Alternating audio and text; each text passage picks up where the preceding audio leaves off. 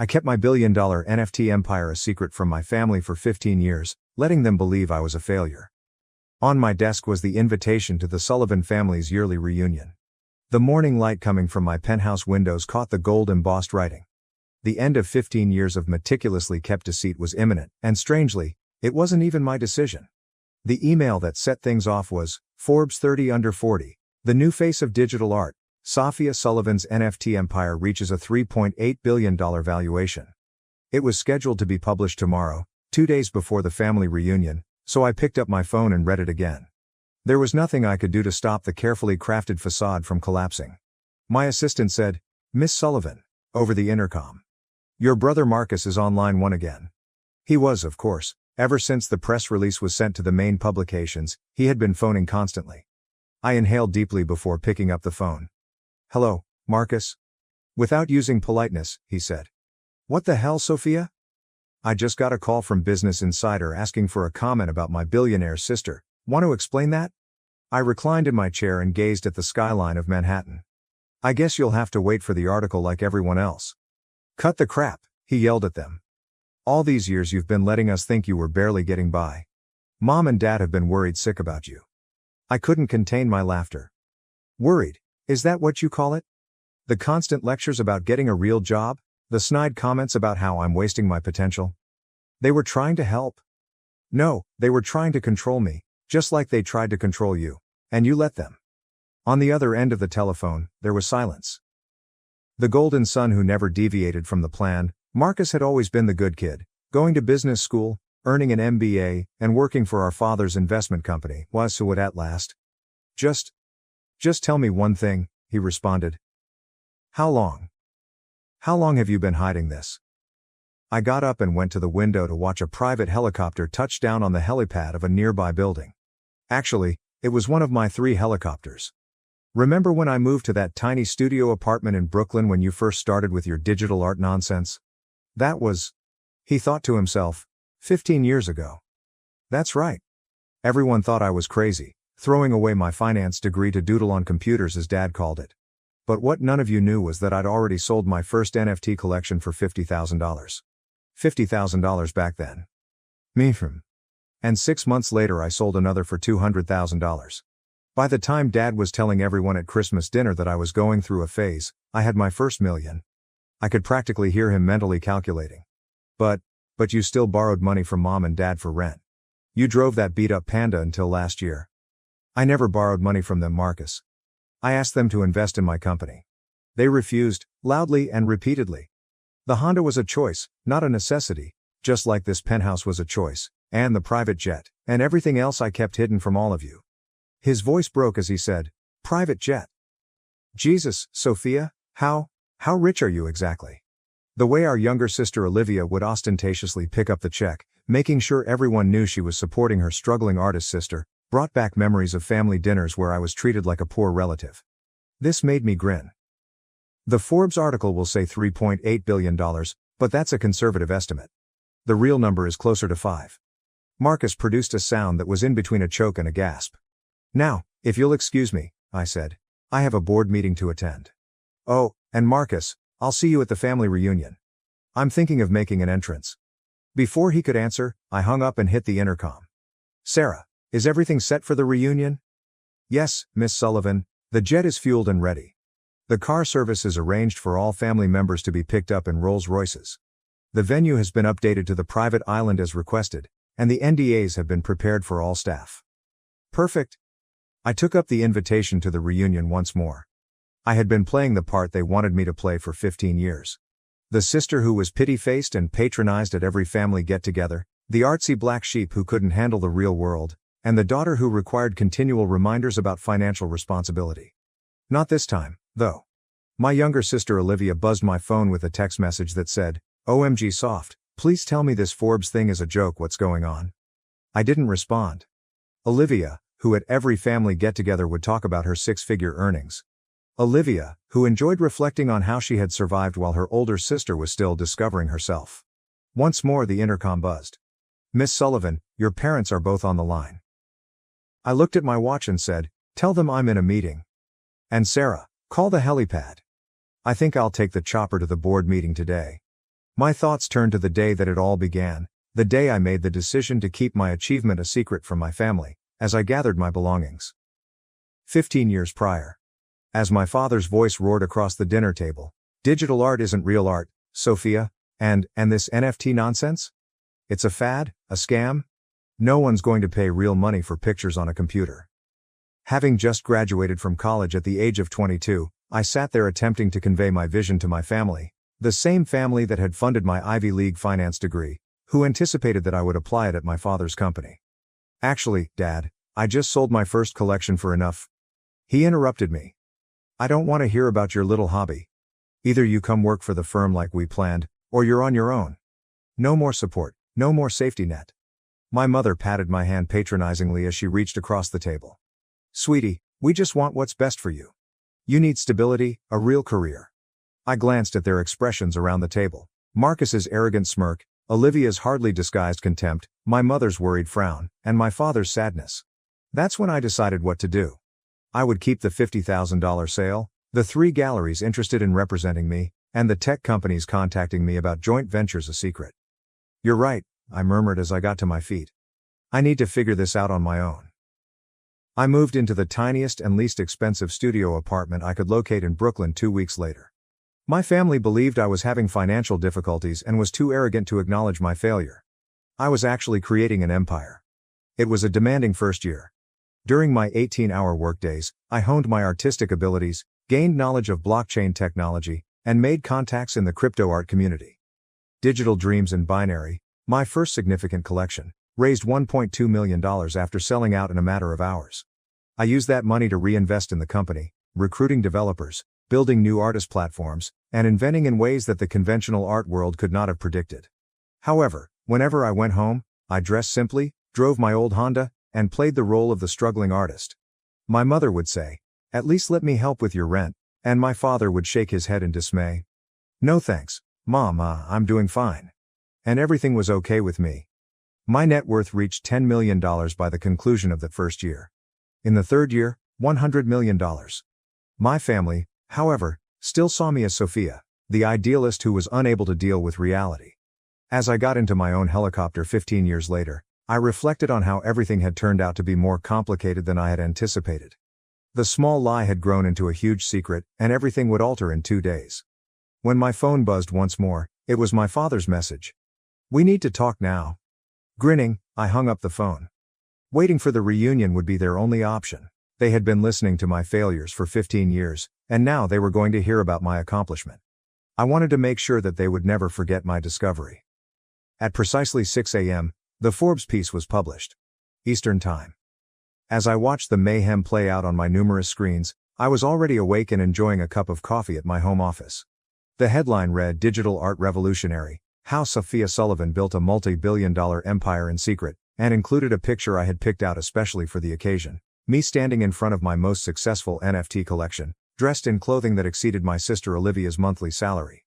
In addition to disclosing my fortune, the piece listed all of my accomplishments that I had kept a secret for 15 years. There were so many notifications on my phone. The family group chat started first. Olivia asks, "Is this for real $3.8 billion? Marcus said, "I tried to warn you all yesterday." Mother. "Sophia, please answer your phone." Father. "This must be some kind of mistake. Just saw the article. Is our Sophia the Sophia Sullivan?" said Aunt Patricia.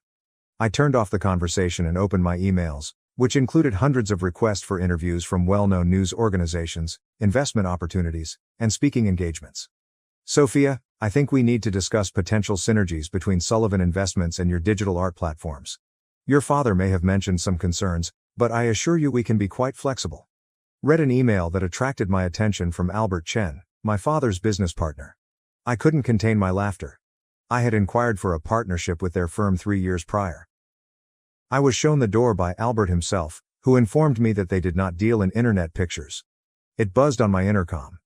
"Miss Sullivan, your mother is in the lobby. She's quite insistent." I looked at the security feed. As she battled with the security guard, my mother, Alina Sullivan, was there, looking put together in her designer suit but with an unaccustomed wildness in her eyes. I groaned and said, "Let her up." At least one of my family members needed to be confronted. My penthouse was readily accessible by private elevator. After stepping outside, my mother paused to observe the enormous open area, the floor-to-ceiling windows that overlooked Central Park, and the original Basquiat on the wall, which most likely cost more than their home. "Sophia," she murmured in a shaky voice. What is all this?" "This is my home, Mom. The real one, not the small apartment I keep for family visits." Her heel clicks reverberated on the marble floor as she made her way to the window. How did you?" I poured her a cup of coffee and added, "It's been 15 years since Dad said my digital art would never amount to anything." Her face was a mix of hurt and bewilderment as she turned. "But you struggled. We saw it. The tiny apartment, the old car, borrowing money for rent." "I never borrowed money," I refute this statement. "I asked you and Dad to invest in my company. That's the difference. And everything else. The apartment, the car, that was all just theater." "Theater?" she asked. "You've been lying to us for 15 years. "No, Mom, I just let you see what you wanted to see. You all were so convinced I was failing that you never bothered to look closer." She looked abruptly elderly as she slumped into one of my Italian leather chairs. "Does anyone else in the family?" "No one. Well, Marcus found out yesterday when the press release went out. I suppose he tried to warn you." She gave a feeble nod. "He called, but your father was sure it was a mistake. Some other Sophia Sullivan." I went to get a file from my desk. "Here's something that might interest you. The investment opportunity I tried to present to Dad 3 years ago. If he had invested the $1 million I asked for, his share would be worth roughly $100 million today." She accepted the file with trembling hands. He said you wanted a handout, that you were too proud to admit your art wasn't working out. And you believed him, just like you believed him about my struggling artist's life. Tell me, Mom, in 15 years, did any of you ever actually come to one of my shows, check out my work, even Google my name?" She was unable to look me in the eye. "That's what I thought."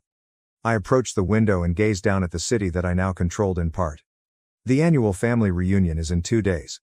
I've made some changes to the arrangements." "Changes?" "I bought out the entire resort where it was supposed to be held. Too public. Instead, everyone will be picked up by my private cars and taken to my jet. We'll be having the reunion on my island." "Your island? In the Caribbean?" "I bought it last year when I closed my first billion-dollar deal." I looked over at her. "And Mom, this time I won't be the one sitting quietly while everyone talks about their successes. This time I have some things to say." She straightened her skirt with trembling hands and got to her feet. "Your father, when he sees all this, he'll finally have to admit that his little girl playing with computer pictures built something bigger than his entire family legacy." I grinned.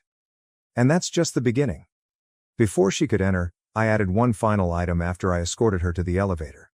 "Oh, and Mom, that Bentley you've been dreaming about, but Dad says it's too expensive. I bought 3 last month, just because I could." She was horrified as the elevator doors closed. I contacted my assistant as soon as she left. "Sarah, is everything ready for the reunion?" "Yes, Miss Sullivan. The island staff is prepared. The documentation packages have been assembled for each family member, showing exactly when they dismissed your investment opportunities and what those shares would be worth today. And the video presentation of your success timeline is ready." "Perfect." Finally, I took up my phone and sent a single message in response to the family group chat. "Looking forward to seeing everyone at the reunion. Dress appropriately for a private island. Transportation will be provided." I then checked the market on my laptop.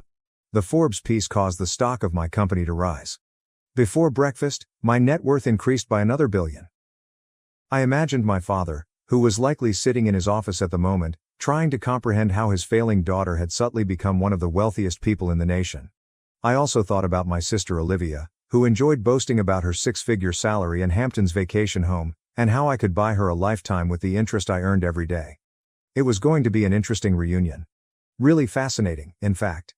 My father had left a message on my phone, which buzzed once more. "We need to meet before the reunion. Family matters should be discussed privately."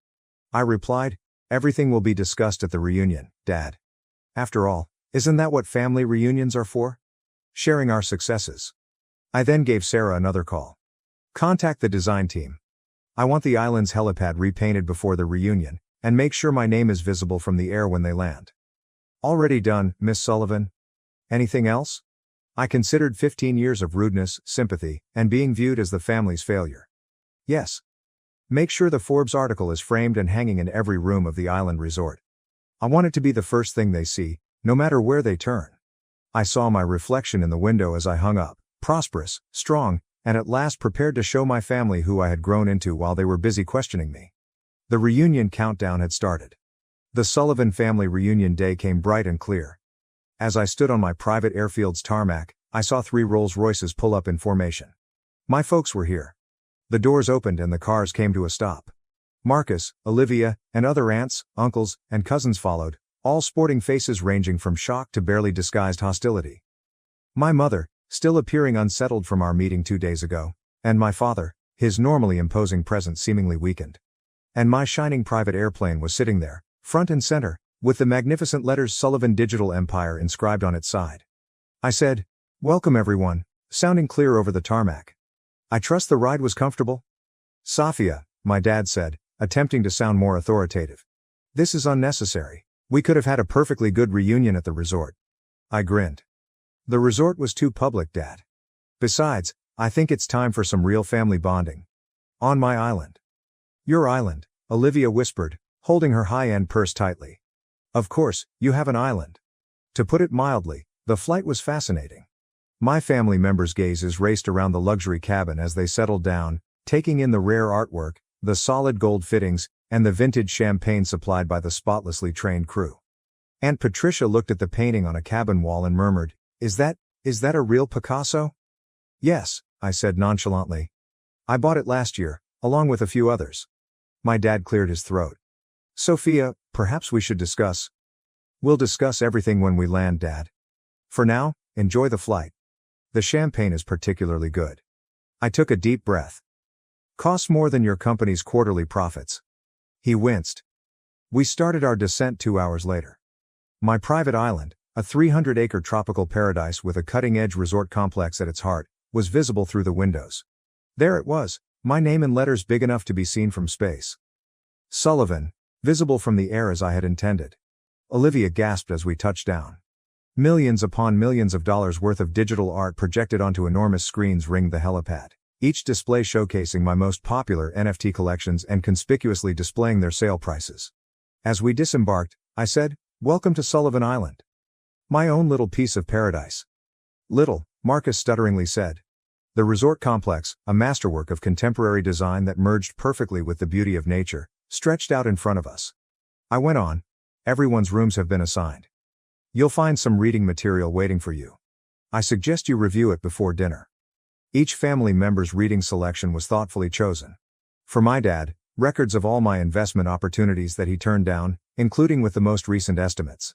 For Olivia, a comparison between my daily interest earnings and her yearly pay. For Marcus, specifics on how his company's refusal to collaborate with my business cost them millions of dollars. After letting them get settled and process the information for an hour, I called them into the main dining area. The suite, which had floor-to-ceiling windows facing the ocean, was a design marvel. The room was dominated by a huge table, each place setting likely worth more than the cars of most people. And that Forbes article, exquisitely framed, on each wall. Shell-shocked, my family slowly filed in. Even their pricey clothing seemed somewhat insufficient in these conditions, even though they had changed for supper. "Please sit," I said before pointing to the table. "We have a lot to discuss." As soon as everyone was seated, my father said, "Sophia, I think I speak for everyone when I say we're surprised." "Surprised?" I said with a quiet laugh. "That's an interesting word choice, not angry that I deceived you, not hurt that I hid my success, just surprised." "We didn't know," my mom said. I told her, "You didn't want to know," instead. "Every time I tried to tell you about my work, you changed the subject. Every time I offered investment opportunities, you dismissed them. You were so convinced I was failing that you couldn't see my success, even when it was right in front of you." Olivia cut in. "But the apartment, the old car, all those times you let me pay for dinner. Because you thought I couldn't afford it," I concluded for her. "Did you enjoy that, Olivia? Playing the successful sister, making sure everyone knew you were helping out poor struggling Sophia?" She was graceful enough to appear embarrassed. After saying, "Let me show you something," I pressed a button. Screens dropped from the ceiling, showing a history of my achievements over the years, along with their contemptuous remarks. 2008, "Digital art isn't real art, Dad. My first collection sells for $50,000. 2010, When are you going to get a real job, Mom? Company valuation hits $10 million. 2015. At least I can afford to help my sister out, Olivia. Net worth passes $500 million. 2020. We don't invest in internet pictures, Dad's firm. Company valuation reaches $1 billion. Every doubt, every dismissal, every condescending comment, I gently said, I remembered them all. And with each one, I built something bigger. My father's voice broke as he asked, why? Why hide it? Because you needed to learn something. All of you did. Success doesn't look just one way. Innovation doesn't follow your predetermined path. And sometimes, the child you wrote off as a failure might just be the one who succeeds beyond your wildest dreams. I got up and moved toward the window. Do you know what the hardest part was?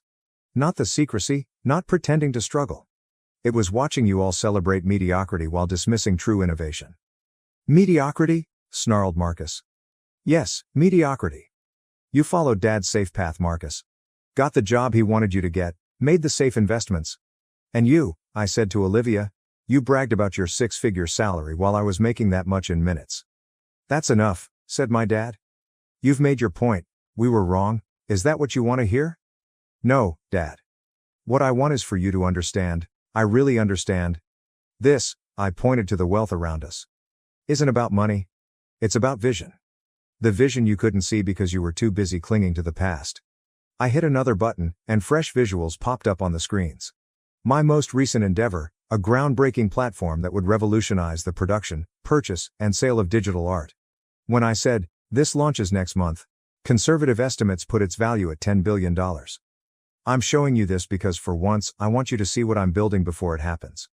No more dismissing it, no more doubting. As they processed the ramifications, the room became quiet. My mother finally said something.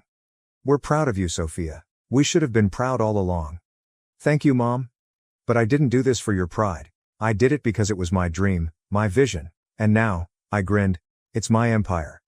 Marcus said, so what happens now? Now we have dinner, as a family. But this time, we'll do it my way. No more pretending, no more hiding. And tomorrow, we'll tour the island, and I'll show you exactly what your daughter, sister, and niece has built while you weren't paying attention. I held up my glass. To the truth, finally. They were rather dizzy when they lifted their glasses. Fine wine, delicious cuisine, and slowly thawing chats filled the remainder of the evening. My family was starting to notice me. Truly see me. First time in 15 years. That evening, I remained in the dining room and gazed out at the moonlit ocean as others went to their apartments. Sarah, my helper, showed up beside me. With a whisper she questioned, was it worth it? The big reveal? I considered the expressions on their faces.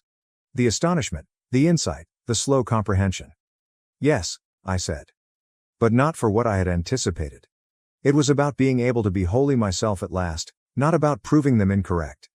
And tomorrow, laughed I, tomorrow we show them the future.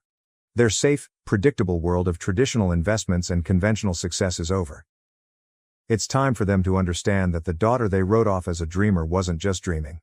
She was building a new world while they weren't looking. Later that evening, I discovered a note written by my father that had been hidden behind my door. I was wrong. Not just about the business, but about everything. You didn't just succeed, you revolutionized an entire industry. I'm sorry I couldn't see it sooner. Dad? As a reminder of my beginnings and progress, I framed the note and placed it next to my first NFT sale receipt for $50,000. My family's attitudes abruptly shifted the following morning as I observed them getting together for breakfast. I came to a significant realization. Sometimes proving yourself correct is just as important to success as proving others incorrect. The quiet awareness that you created something remarkable while everyone else was busy doubting you can often be the sweetest victory, rather than the revelation of accomplishment. The news alert that buzzed on my phone read, Sullivan Digital Empire announces revolutionary new platform. The time had come for my family to witness the unfolding of the future in real time. No more pretending or concealing. Thank you for watching. If you haven't subscribed yet, please do so and hit the notification bell to stay updated with more shocking real-life stories happening around you.